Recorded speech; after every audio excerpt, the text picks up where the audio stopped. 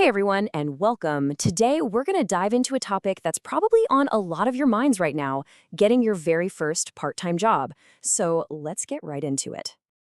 Okay, let's be real. The main reason is usually the cash, right? Finally being able to buy your own stuff, not having to ask for everything, that's totally understandable. But I promise you, a part-time job is so much more than just a fuller wallet. Someone online actually posted this, and they just hit the nail on the head. A job is kind of like a training ground for real life. You learn stuff that you'll never find in a textbook, but it's incredibly important. And it's those exact benefits that we're going to look at more closely right now. So, what are these secret superpowers you develop when you get a job? Just take a look at this list. It's about so much more than money. You learn how to be confident, how to communicate clearly, and how to juggle your time between school and work. These are skills that won't just help you in your future career, they'll actually help you right now with your schoolwork. Okay, so where do you even start? What kinds of jobs are out there for beginners?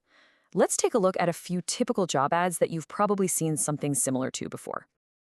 First up, the absolute classic, babysitting.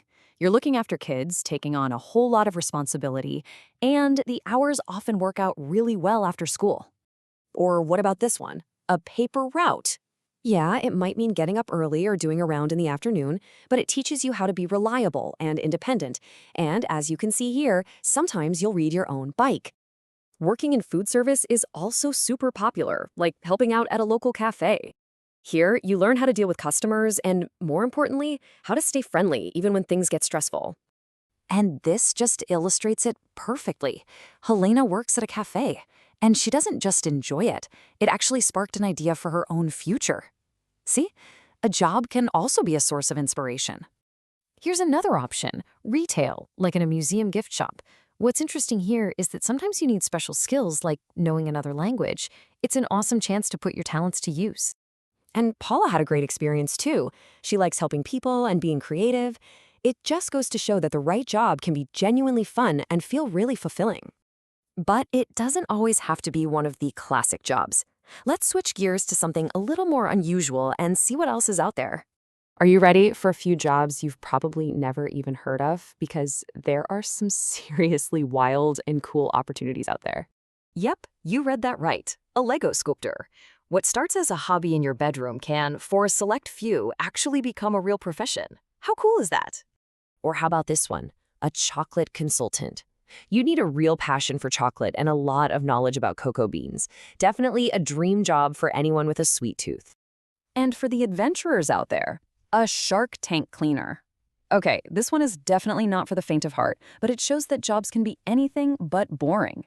You just have to know where to look. All right, so we've seen a ton of ideas, but how do you actually land one of these jobs? The next step is the application, and trust me, it's not as complicated as you might think.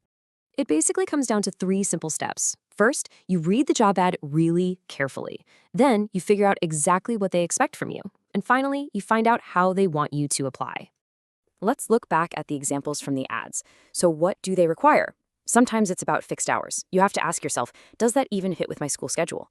Other times it's practical things, like a bike. Or it could be special skills like languages, which can really make you stand out. And how do you apply?